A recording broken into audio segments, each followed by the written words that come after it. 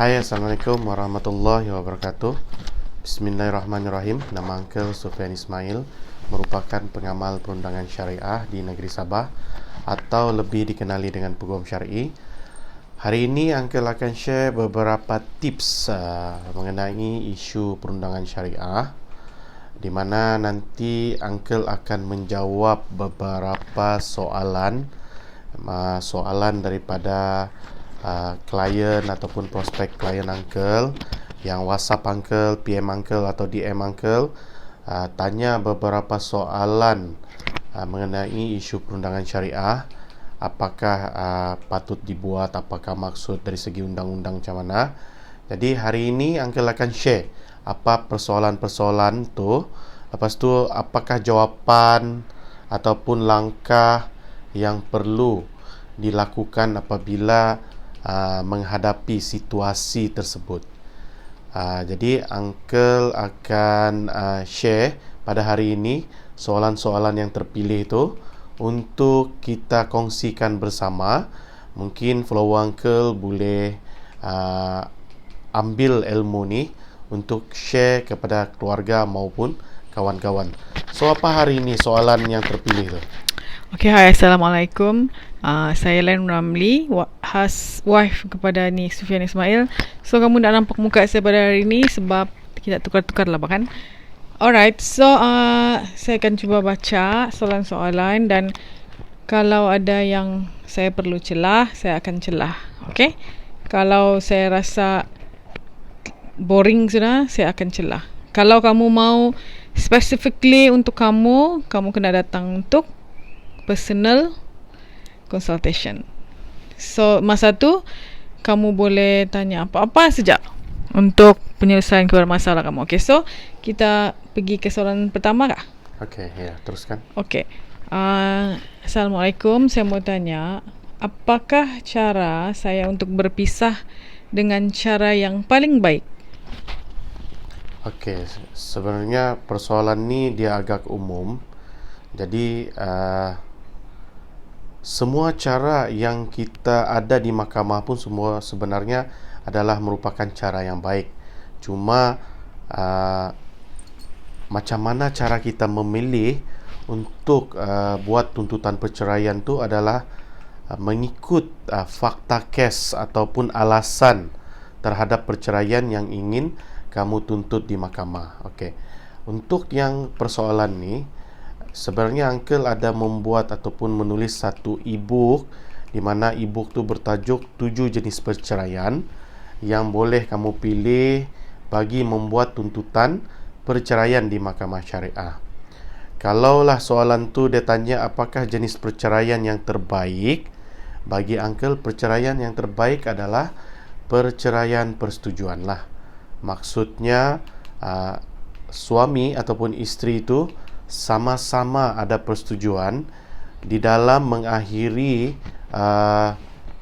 rumah tangga tersebut dengan perceraian yang damai. Maksudnya tidak adalah memohon cerai disebabkan apa, tapi disebabkan ada persetujuan untuk bercerai. Jadi cara persetujuan cerai ini merupakan satu jenis perceraian yang paling cepat dan paling mudah di mahkamah syariah, di mana seandainya kamu memilih untuk bercerai secara damai, kamu tidak perlu pun untuk mendapatkan hikmat peguam. Sedangkan kamu boleh terus ke mahkamah, datang berdua, buat permohonan, buat tuntutan dan mohon supaya kes itu disegerakan disebabkan adanya persetujuan, dan kamu boleh menyelesaikan perceraian tersebut dalam masa yang singkat. Maksudnya perkara ini boleh dilakukan dalam kadar yang segera disebabkan tidak ada pun berlawanan ataupun bicara. Just orang cakap pilih satu tarikh untuk melafazkan talak dan mahkamah tetapkan tarikh tersebut, dan suami melafazkan dengan tenang terhadap si isteri. Masa isteri itu dalam keadaan yang bersih lah, maksudnya tidak haid, dan hakim akan putuskan lafaz tersebut sebagai perceraian yang sah. Jadi jawapan dia, kalaulah di antara 7 jenis perceraian tu, apakah jenis perceraian yang paling bagus adalah perceraian dengan secara persetujuan. Ya, mungkin dia tanya ni yang perceraian tanpa bergaduh Banit. So jawapan sudah dijawab lah kan soalan tadi tu. Okey, kita seterusnya ke soalan yang seterusnya. Okey, saya Assalamualaikum. Saya mau tanya tentang nafkah anak. Waalaikumsalam. Saya sudah bercerai 10 tahun. Dan dalam tempoh 10 tahun tu ada 2 atau 3 kali saja dia bagi nafkah kepada anak-anak. Saya rasa anak lah sebab dia tanya mau tanya pasal nafkah anak kan. Sedangkan dalam surat cerai dia menyatakan dia perlu membayar pada sekian hari bulan, sebanyak berapa hari bulan, dan dipersetujui untuk 4 orang anak yang semuanya perempuan dan di bawah jagaan saya. Itu pun di atas persetujuan mahkamah juga. Oleh kerana ex-suami saya ini tidak bekerja tetap. Dan untuk pengetahuan juga dalam masa yang sama, saya sudah berkahwin lain. So soalan dia, bolehkah saya menuntut nafkah anak-anak yang tertunggak untuk 7 tahun tu? Okey, itu soalan yang pertama. Banyak soalan ni, satu lah dulu. Okey, jawapan dia boleh. Seandainya di dalam perintah cerai ada terkandung perintah di mana nafkah anak juga telah disertakan, biasanya yang ini ni mungkin perintah cerai dahululah. Sebab zaman sekarang ni tidak ada perintah yang disekalikan dengan nafkah anak, tapi dulu ada. Dulu ada. So sekarang punya dia berbeza-beza. Okey, seandainya seorang isteri tu mempunyai perintah mahkamah di mana perceraian tu ada terkandung nafkah anak, macam yang dalam kes ni ada 4 anak, di mana si suami telah pun mungkin bersetuju di hadapan hakim untuk memberikan nafkah dalam satu kadar yang telah dipersetujui. Okey, maksudnya di sini si isteri, bekas isteri itu, ibu tadi itu, boleh menuntut tunggakan nafkah. Okey, dia kena buat satu tuntutan lagi di mahkamah, tunggakan yang telah berlaku. Contoh, si suami ni yang macam tadi ada berapa tahun? 10 tahun? 10. So maksudnya dalam 10 tahun tu, contohlah kadar nafkah yang ditetapkan oleh mahkamah mungkin 1,000 ataupun mungkin ini dia cakap 500 untuk 5 orang. 4 orang anak. 4 orang anak. So maksudnya 500 tu dia beli darab untuk 10 tahun. Maksudnya 10 tahun darab 12 bulan ada 60 bulan. 60 bulan tu didarab dengan 12 kali 5 6,000. 10 tahun 60,000 lah. Yes. Kamu boleh buat tuntutan tunggakan nafkah anak terhadap si suami. Sama ada dia bekerja atau tidak bekerja, itu tidak ada tertakluk di dalam undang-undang. Sedangkan itu merupakan satu persetujuan yang telah dia sendiri akui. Kalau dia mau buat rayuan, dia kena buat rayuan sendirilah. Jadi maksudnya soalan yang pertama tu, si ibu ataupun bekas isteri boleh membuat satu tuntutan tunggakan nafkah anak. Okey, soalan yang seterusnya. Okey, sebelum ini saya tidak pernah membuat tuntutan sebab saya tahu dia tidak mampu. Tapi dalam tahun ni bekas suami tu ada bagi anak-anak duit juga melalui akaun dorang. Bukan ke dalam akaun yang dipersetujui itu. Jadi saya takut mau guna untuk diri saya sendiri. Soalannya? Itu je dia cerita. Lepas tu okey, yang ni lain lagi lah. Tapi orang yang sama lah. Okey, dia ada beli, saya dan bekas suami ada beli rumah. Okey. Atas nama bersama semasa kami masih bersama dulu. Rumah itu yang saya duduk sekarang dengan anak-anak, dengan suami saya yang baru. Bila ex saya tahu yang saya sudah berkahwin, dia suruh saya keluar daripada rumah itu. Saya tidak mau keluar sebab saya yang bayar di bank rumah ni. Anak-anak pun tidak mau pindah. dan saya tidak bagi pun mereka keluar dari rumah. Anak-anak sudah selesa dengan rumah yang ada sekarang sebab dekat dengan sekolah. Jadi dia suruh saya keluar sebab dia tidak mau jaga anak-anak. Apa? Sebab dia suruh saya keluar sebab dia pula yang mau jaga anak-anak. Tapi saya percaya dia boleh jaga. Saya tidak percaya dia boleh berjaga sebab dia tiada pekerjaan yang tetap. Dia selalu outstation dan dulu dia ada bayar loan bank, sekarang dia tidak bayar sudah loan bank tu. Jadi bahagian dia pun saya terpaksa bayar sekarang. Soalannya, kalau ex saya ni kahwin lain dan ada anak lelaki, sebab anak dia ni semua perempuan buat ni. Kalau ex dia ni sudah kahwin dan ada anak lelaki, adakah rumah ini jatuh kepada anak lelaki itu? Okey, soalan pertama itu. Soalan kedua, adakah saya tiada hak ke atas rumah ini? Soalan kedua. Soalan ketiga, minta pandangan pada dua soalan di atas. Okey. Dua soalan je lah. Sebab soalan dia ni agak bercampur baur. Uncle bagi jawapan melalui penerangan first lah. Terlampau banyak sudah batu yang dia kan. Okay. First, sekarang ni dia sudah beli rumah. Dia fikir. Rumah tu adalah nama berdua, betul? Nama berdua. Dibeli dengan nama berdua. Dan dia telah pun bercerai dan kahwin baru. Okey.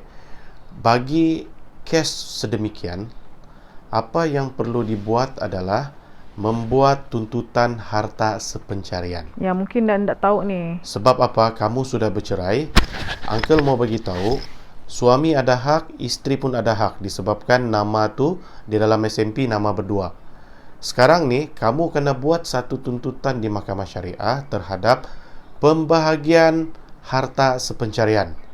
Biar di mahkamah yang kamu buktikan berapa banyak yang kamu bayar, berapa banyak suami bayar dan berapakah portion yang sepatutnya kamu layak dapat. Suami layak dapat berapa, kamu layak berapa.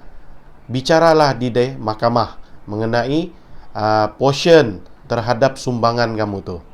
Itu tindakan yang pertama harus dibuat oleh mereka yang telah bercerai apabila memiliki satu harta yang dimiliki berdua.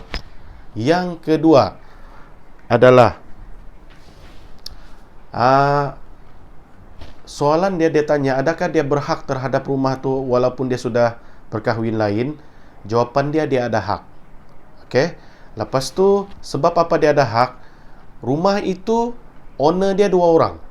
Jadi setiap orang ada hak.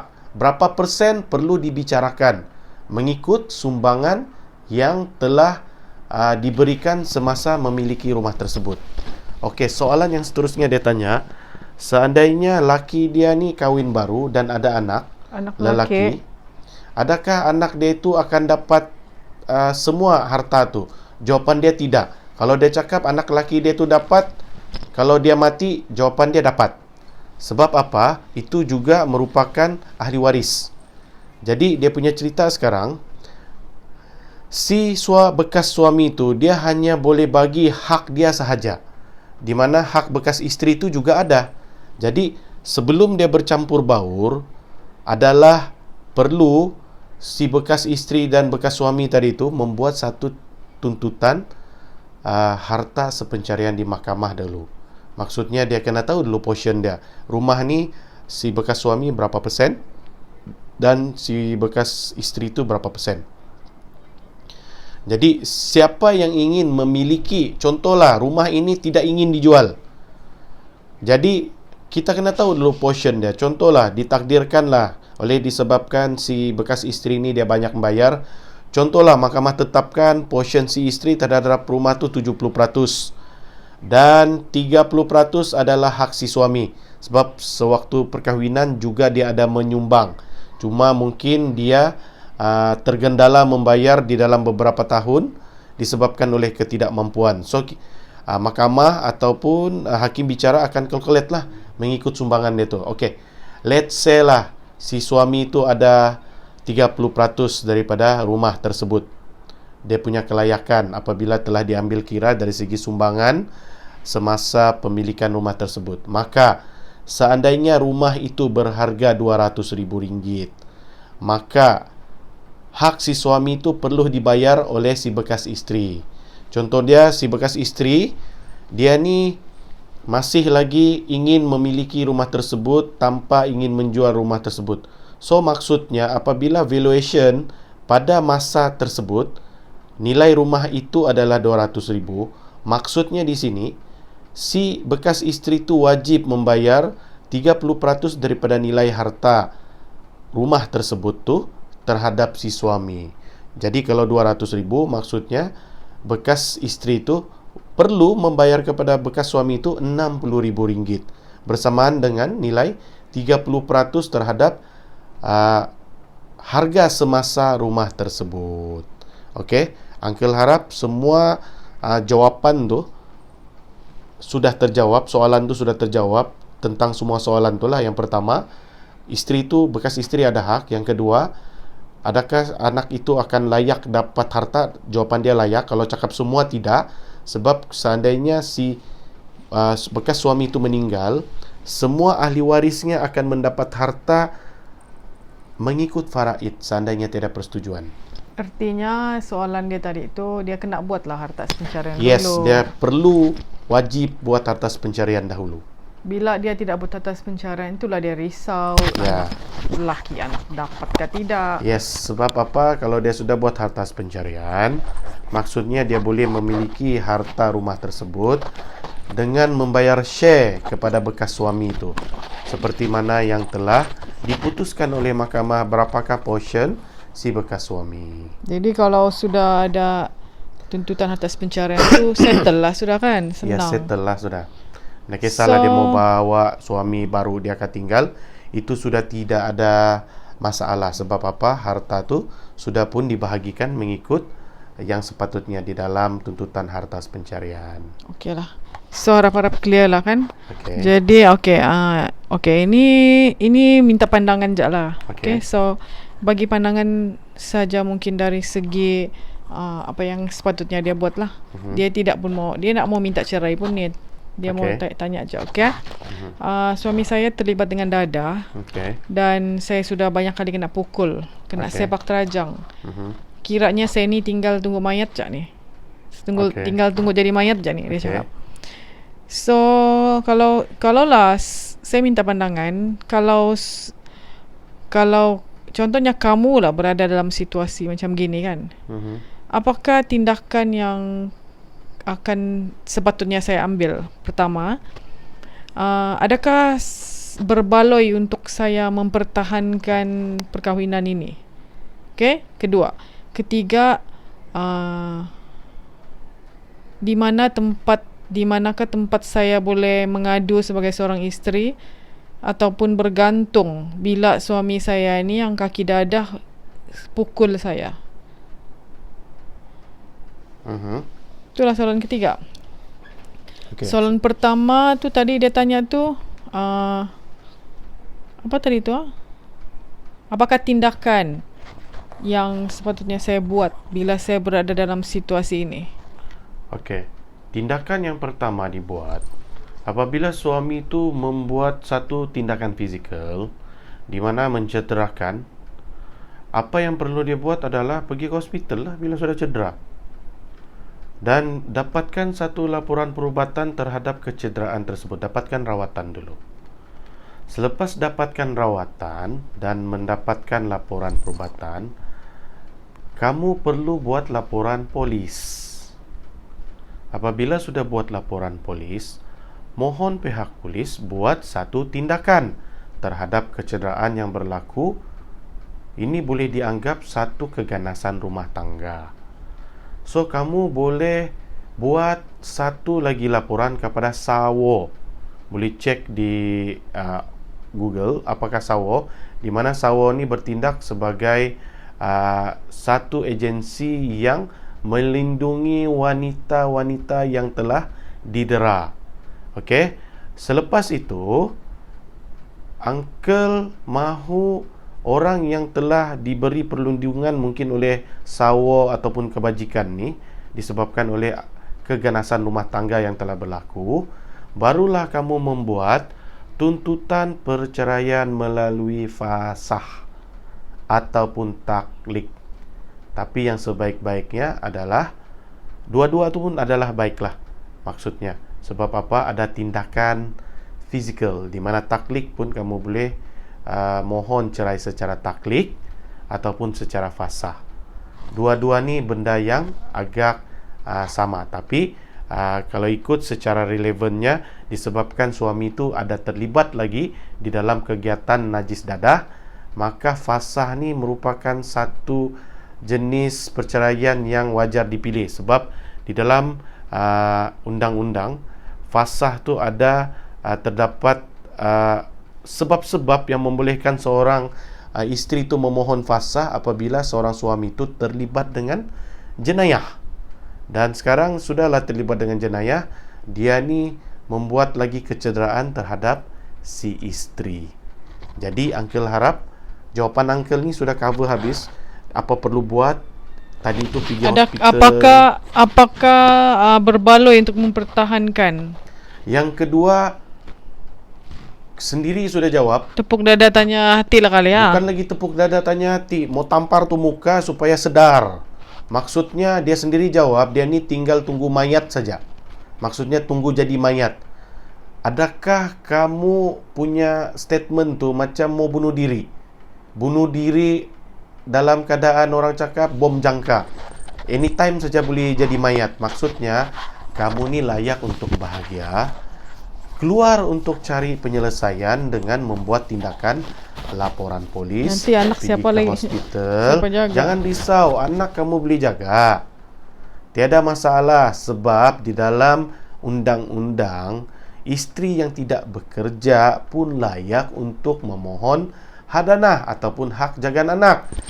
Kerana apa? Kerana tanggungjawab memberi nafkah terhadap anak-anak adalah tanggungjawab si bapa.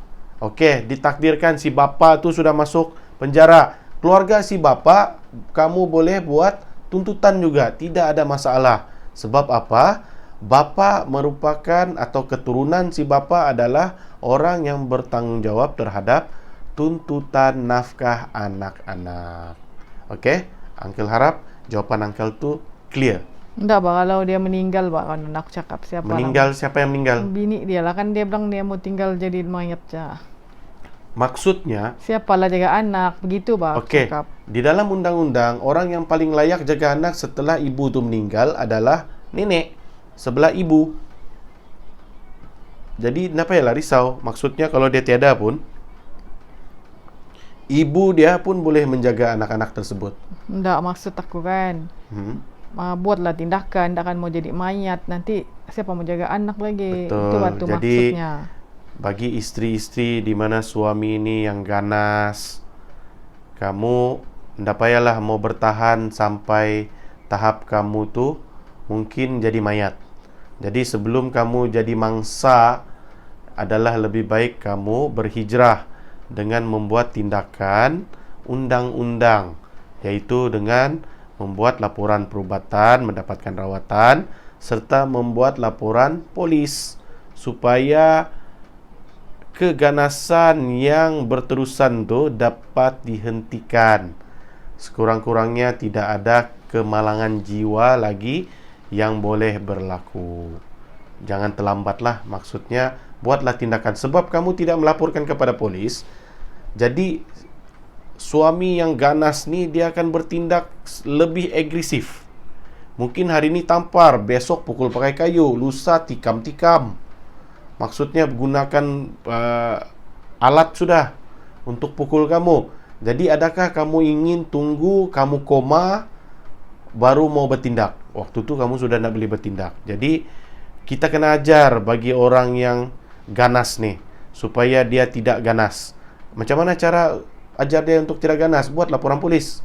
Biar dia tahu perkara itu merupakan satu perkara yang tidak wajar dilakukan oleh seorang suami terhadap si isteri. Kalaupun mau mengajar, bukan buat tindakan fizikal sehingga mencederakan isteri. Okay, harap dia clear lah. So, okay, mohon perkongsian. Jika berlakunya perceraian kerana isteri nusyus dan curang, Ada soalan dia, adakah hak penjagaan anak tetap pada isteri walaupun dia tidak pernah ambil tahu hal kebajikan sekolah anak? Kedua, apakah saluran untuk suami mendapatkan hak penjagaan anak tersebut? Ni ramai orang motor ni. Okey, Marah laki-laki. Dia begini, lelaki ni selalu dia cakap isteri nusyus, kadang-kadang dia main sebut saja. Okey. Apabila kamu dakwa isteri kamu nusyus, pastikan nusyus yang kamu katakan tu memang ada perintah mahkamah. Jadi seandainya isteri kamu nusyus sebabkan oleh ada buat apa nama dia ni, ada orang ketiga ke apa, kamu kena buat seorang isteri tu nusyus betul-betul dulu. Betulkah dia ni nusyus? Sebab untuk buat mendeklarkan isteri kamu nusyus ni, dia perlu terhadap perbicaraan di mahkamah. Maksudnya kamu kena buat tuntutan di mahkamah. Bukan mentang-mentang isteri kamu tu dia buat satu curang ke kesalahan tu, curang dia tu kamu perlu buktikan di mahkamah. Maksudnya kamu sabitkan dia nusyus terhadap kecurangan dia dulu, biar mahkamah mensabitkan kecurangan si isteri bukan itu. Bukan laki yang kasih sabit. Bukan si suami yang sebut saja. Dia perlu ada satu kertas di mana mahkamah mengatakan isteri ini nusyus. Barulah kita beli gelar isteri itu nusyus. Okey. Mengenai keadaan dia yang contohlah ada nusyus terhadap si isteri ini. Nusyus isteri tidak ada orang cakap boleh menggugurkan hak si ibu tu untuk menjaga anak. Nusyus, dalam perintah nusyus tu, yang hanya boleh gugur adalah hak nafkah terhadap isteri itulah kalau dia nusyus. Okey. Dari segi hak jagaan anak, seandainya seorang ibunya itu atau bekas isterinya itu berperangai keji, dia perlu buktikan di mahkamah di dalam membuat tuntutan hadanah. Contoh dia ingin buat hak jagaan anak. So hak jagaan anak kamu kena tuntut di mahkamah tinggi syariah. Dan kamu kena buktikan 4 elemen kenapa wajar seorang anak tu dijaga oleh seorang bapa dan bukan si ibu. Kamu perlu buktikan sama ada anak ini lebih orang cakap kondusif tinggal bersama ayah disebabkan oleh 4 elemen. Apakah elemen yang akan dipandang tu?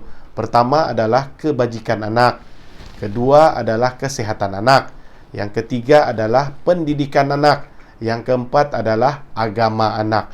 4 elemen ni akan dinilai sejauh mana dia lebih baik, sama ada 4 elemen tu lebih baik berada di tempat bapa ataupun di tempat ibu. Jadi kamu kena buktikan di mahkamah bahwasanya anak tu akan lebih kondusif tinggal bersama si bapa terhadap 4 faktor tadi. Jadi benda ni kamu tidak boleh hanya menuduh, menunding jari dengan air liur. Perlu kamu buktikan di mahkamah dengan dokumen, dengan saksi-saksi yang mengesahkan bahawasanya seorang bapa ni lebih kompeten, lebih layak untuk menjaga anak-anak tersebut. Sebab uncle percaya di dalam mahkamah ni banyak yang juga isteri yang kurang kompeten di dalam penjagaan anak. Kurang layak. Kurang layak disebabkan yang macam tadilah dia cakap isteri dia ni sudahlah curang, anak tidak pernah peduli. Jadi buktikan di mahkamah bahwasanya kamu seorang bapa yang lebih prihatin terhadap anak. Jadi apabila kamu dapat membuktikan di hadapan hakim, di mahkamah bahwasanya kamu ni lebih kompeten di dalam penjagaan anak, lebih layak, maka mahkamah akan menyerahkan hak penjagaan tersebut kepada si bapa. So, tak payah risau, kamu hanya perlu buktikan dengan dokumen maupun saksi dan keterangan-keterangan kamu di mahkamah sewaktu berbicara. Okey? Uncle harap don't worry kepada bapa-bapa misali, bapa-bapa yang lebih orang cakap penyayang daripada ibu, sebab pengalaman uncle ramai juga bapa ni yang lebih layak menjaga anak berbanding yang lebih prihatin, yang lebih sayang terhadap anak berbanding dengan ibu tu. Memang ada, memang Uncle pernah Memang wujud. handle kes tersebut, di mana bapa dia lebih tahu macam mana mau buat susu anak daripada ibu dia. Dia tahu pampers mana yang allergic, tidak allergic. Dia tahu berapa sepatutnya, pukul berapa makan. Bapa ni lebih tahu daripada ibu dia tu sendiri.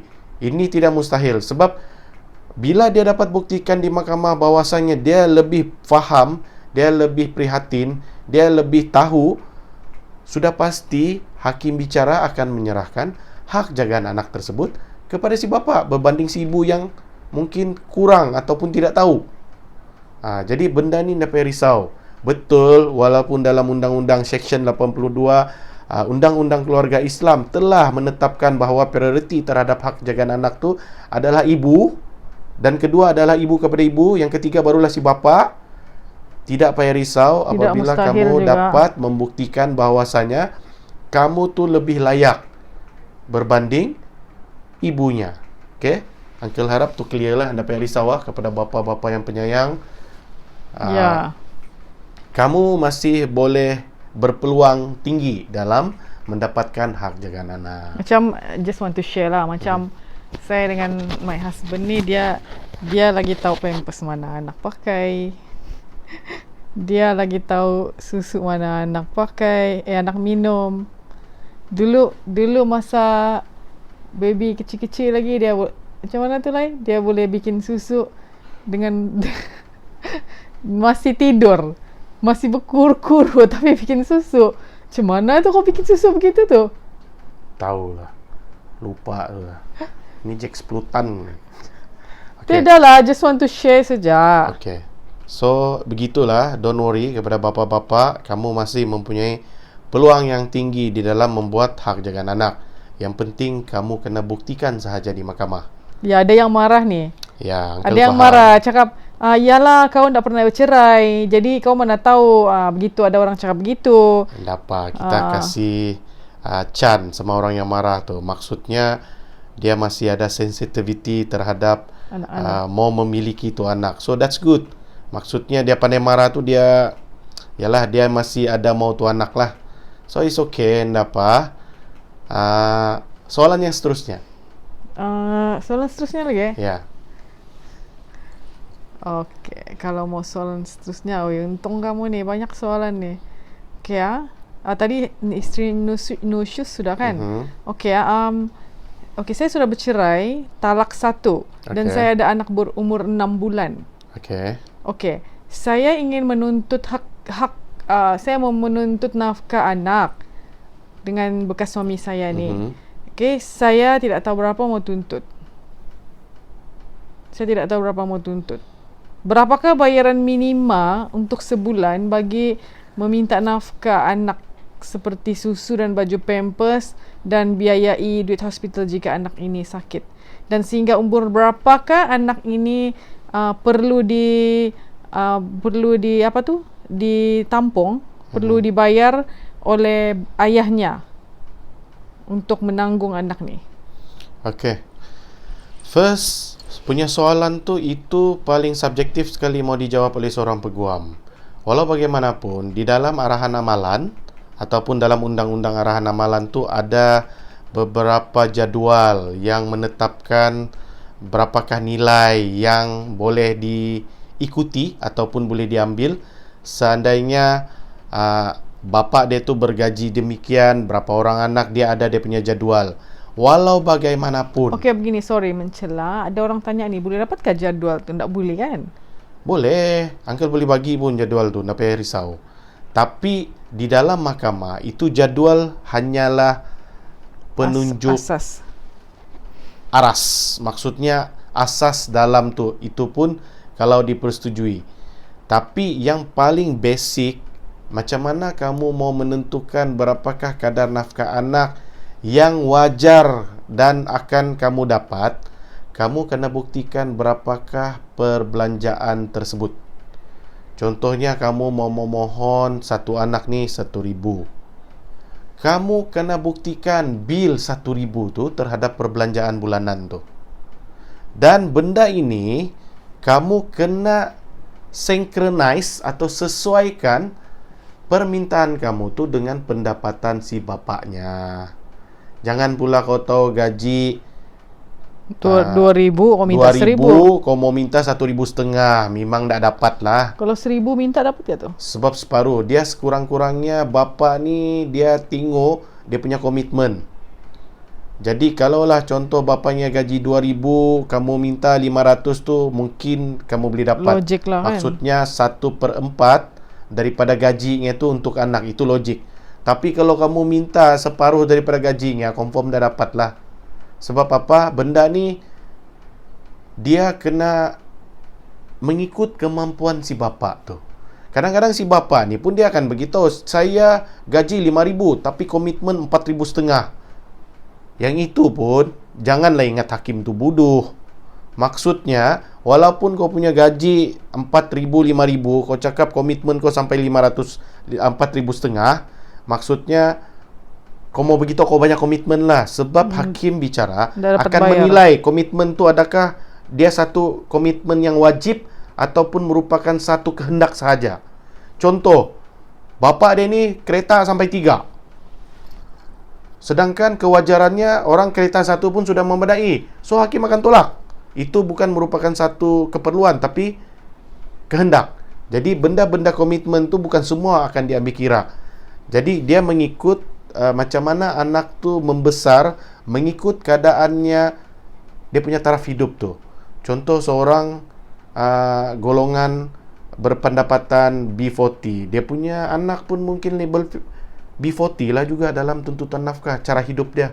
Kalau M40 lah, T20 lah. Sebab agak mustahil kalau dia memang golongan berada, anak ni mungkin berbelanja dalam 3.000 sebulan. Tidak sama dengan anak kebiasaan, mungkin dalam 500 pun boleh sudah survive. 300 pun sebulan. Jadi benda ni dia very subjektif. Walaupun betul dalam arahan amalan tu ada jadual yang disediakan bagi orang cakap asas terhadap tuntutan. Asas yang paling bagus adalah macam mana cara kamu untuk mendapatkan nilai nafkah anak adalah kamu sendiri bilkan berapakah perbelanjaan sebulan anak tersebut. Berapa beli susu berapa? Uncle bagi contoh, kamu beli susu, pampers, kamu ambil apa nama dia ni? Pergi klinik, pergi klinik, jarum, mat, yang apa pengasuh, itu pun bil. Babysitter tu itu pun bil. Sebab kamu kan seorang yang bekerja. Sudah pastilah babysitter kamu perlukan, bilkan lah. Tapi kena sesuai. Tidak payahlah kau cakap kau ada babysitter sedangkan bekas husband kau ni security. Itu memang tak dapat lah. At least kau boleh cakap kau hantar pergi nursery. Mungkin nursery itu bayar 300, sesuai lah. Kalau kau cakap babysitter harga sekarang 1.000, memang tidak sesuai lah dengan apa nama dia ni, dengan suami, bekas suami itu yang security. Gaji pun baru 1.500. Jadi kena bersesuaian tuntutan tu dengan kemampuan si bapa tu tadi. Tapi cara kamu macam mana mau menilai nafkah anak tu adalah dengan membuat perkiraan yang sebenar daripada belanja sebulan itu. Kita tahu anak ni mau beli baju sebulan mungkin beli 2-3 pasang. Sebab kita tahu anak ni dia besar cepat. Takkan mau beli anak ni setahun sekali. Sedangkan anak budak ni dia perlu tukar baju banyak. Jadi mungkin dia belilah sebulan tu 4 helai kah. Jadi itu kita pilkan 100 kah gitu kan. Jadi benda-benda begini yang logik. Sebab hakim yang bicara ni juga manusia dan juga punya pernah ada anak, dia pun faham. Tak payahlah kita kadang-kadang mengada beli baju berapa 100 pasang sebulan. Itu memang tidak logik lah. Sebab apa? Benda ni kita ikut rutin kebiasaan. Jadi kasih bil saja. Belanja anak, antar pergi nursery kah, lepas tu belanja pampers kah, belanja macam-macam belanja yang kamu ni. Jadi perbelanjaan ni lah yang kamu buktikan di mahkamah melalui bil. Okey? Jadi itulah asas pengiraan terhadap nilai nafkah anak itu sendiri. Okey? Uncle harap tips ini sangat memberi manfaat kepada semua wanita ataupun ibu-ibu yang berhajat untuk membuat tuntutan nafkah anak. Ingat, nafkah anak kita boleh tuntut sehingga anak itu berumur 18 tahun. Ada pula dia tanya tadi tu macam mana sampai Ada lagi orang tanya, Uncle, apa macam kalau anak tu sambung belajar? Okey, seandainya anak tu sambung belajar, tuntutan nafkah anak boleh dilanjutkan sehingga umur 22 tahun ke atau 24 tahun. Rasanya dia macam 24 atau 22. Budak you lah. Jadi kalau dia sambung lagi sampai master tiada sudahlah. Degree sajalah yang dia tanggung, maksudnya. Seorang bapa tu tanggung. Tapi seandainya dia tidak belajar, maka tanggungan si bapa sehingga umur 18 tahun.